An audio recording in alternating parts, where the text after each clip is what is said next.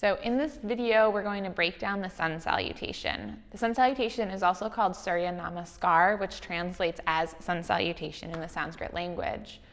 Sun salutations are something that tend to show up in almost all flow classes, so it can be really helpful to break down each of the poses along the way.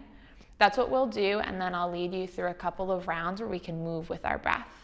In the video, we'll use these blocks. You don't have to use them if you don't have them at home, no worries at all. But if you do have something that's of a similar shape, just grab that and put it over by your yoga mat. The idea with the blocks is that it just helps lift the ground up to you if it ever feels a little bit far away. So the first pose is our Tadasana. We come to standing at the front of the mat. We have the second toes forward and just a little bit of a bend to your knees. The arms can hang by your side, and if it's comfortable, see if you can rotate the palms forward. Here it can feel nice to move the head for a moment. And then if the head is really jutting forward, try to just draw the skull back over the shoulders. We usually start with just letting the eyes close for a breath. And then we link the breath with the body. So each pose is one breath. But like I said in the introduction, we're going to take it a little bit slow to start. So from Tadasana, or mountain pose, we inhale, reach the arms up. The head can stay forward, or you can look up. Think about reaching through the fingertips, grounding through the heels. And then we forward fold down, and if we bend the knees, it softens the spine. So bend the knees just a little bit and forward fold. We can take a breath here in, and then exhale. From here, we come into what's called a halfway lift, and this is where the blocks can be helpful. It's almost like you could dive into a pool. We want to lengthen the spine, move the legs towards straight, and if the ground is far away, once again, reach for the blocks or any kind of similar prop to lengthen the torso. Here in our posture, we want to have, if you start by taking a little bit of a back bend and then thinking about drawing the belly in, it can really help lengthen the spine. Sometimes it's said to imagine that you could have a tray on your back. We want to notice what's happening with the head if the head is really heavy and trying to lengthen through the back of the neck. And then from here, you might even just walk your hands towards your shins or to the outsides of the knees to help draw the shoulder blades together. Here you can take a breath in. And then on your exhale, we forward fold back down. From here, we step into a plank position. So we ground down through the hands and step the legs one at a time backwards into our high plank. In your plank position, you want to be gripping through the fingers, and think about if you could grip the mat towards the feet to feel the shoulders draw down the back. And you can always drop onto the knees. It's just a different way to take the pose. It's equally as strong. See if you can let the collarbones draw forward. Take a breath in. And then we'll exhale, do what's called a Chaturanga. And know that in your Chaturanga, it tends to be a position where we lower all the way down to the ground, but just the point where your arms turn on can be enough. We want the elbows to be pointing backwards, the arms are hugging to the midline, and we're bending the elbows down. Again, if the head gets really heavy, see if you can keep the head looking up. We lower down, keeping the shoulders above the elbows, and then coming onto the floor. From here, we move into what's called our baby cobra. The hands are underneath the shoulders. We lift up each of the feet, point the toes, draw the shoulders back, and then press into the hands to lift up. You can stay right here. If you'd like to go a little bit further, just like we did before, think about gripping the mat towards the feet and then pressing the heels of the hands down. We breathe a breath in and exhale. We exhale to lower, so a breath inhale, and exhale to lower. From here, we tuck the toes to transition into your down dog, and you just want to be aware of your low back. Sometimes we can start to think about lifting the bum up, and it's a lot on the low back. So as you take your transition, tuck the toes, knees plant down, and think about using your core to press back, to press up into a tabletop, and then eventually to lift the knees into a down dog. Know that if down dog ever feels like you're not quite ready for that, or if it's not feeling like something you want to do today, to come into what's called down puppy is a nice variation.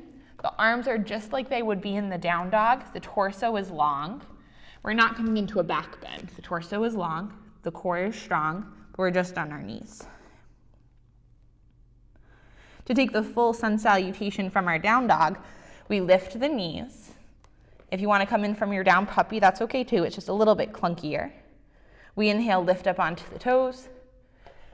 Exhale, walk the feet forward. And then forward fold down. Ground down through the knees. Ground down through the heels. And then inhale, reach the arms up. And exhale, hands come through heart center. We can keep the hands here or meet up in our Tadasana where we first started. So we'll do that a couple of rounds with our breath, and I'll show you some different variations each time. Let's meet up in our Tadasana. And take a breath in, and breath exhale out. Inhale, arms up. And exhale, fold, bending the knees. Inhale your halfway lift, hands onto the shins or the blocks. And exhale through into our high plank. I like to pause on the inhale and exhale to come to the knees. And take a breath in. And exhale to lower, arms are hugging together. Inhale through baby cobra, the chest reaches up. And exhale down. Inhale, press back into our table. And exhale to down dog. We take a breath in. And exhale out. Inhale to the toes. And exhale, walk forward. Inhale again, halfway lift. And exhale, fold. Inhale, arms up high. And exhale through heart center. And take one breath here in. And exhale. Inhale, arms up. Exhale, fold down. Inhale, halfway lift. Exhale, high plank. This time, hold your plank and see if you can keep the knees lifted to work into a full chaturanga. The arms again hug to the midline, the elbows point back. You want to be aware to not let the hips get heavy. Keep the hips up high. Maybe you firm through the belly, firm through the legs. The head is long. Take a breath in. And exhale, lower down. Shoulders stay above the elbows to the point where the knees catch us. Inhale through, lifting into the back bend, your baby cobra. If you'd like to lift up a little bit higher, press through the tops of the feet, see if you can peel up more. And then hug the belly in to complement the back. And take a breath in. And the exhale lowers us down. Inhale, tuck the toes again. And then we exhale, move back into your down dog in one breath, or that additional pause in our tabletop. From your down dog, it's an inhale, lifting up to the toes. And exhale to walk the feet forward. Again, your halfway lift, inhale. And exhale to fold. Inhale, arms up. And exhale, hands to the chest. One breath here in. And exhale. We'll do it one more time. Inhale, arms up. And exhale to fold. Inhale, halfway lift. And exhale, high plank. And take a breath in. And exhale onto your belly, taking knees or chaturanga. Inhale through, coming into up dog this time. The shoulders draw back, we press into the hands, and we peel the body up. Maybe you start to lift the thighs. Sometimes the shoulders are traveling forward, so see if you can draw the shoulders back. A soft bend to the elbows can help with this. And then hug in at the low belly. Breathe. And take a breath in. And then exhale, drop the knees and press back into your table. And this is where using your low belly is nice and strong. And then let's tuck the toes, lift back into our down dog. And take a breath in.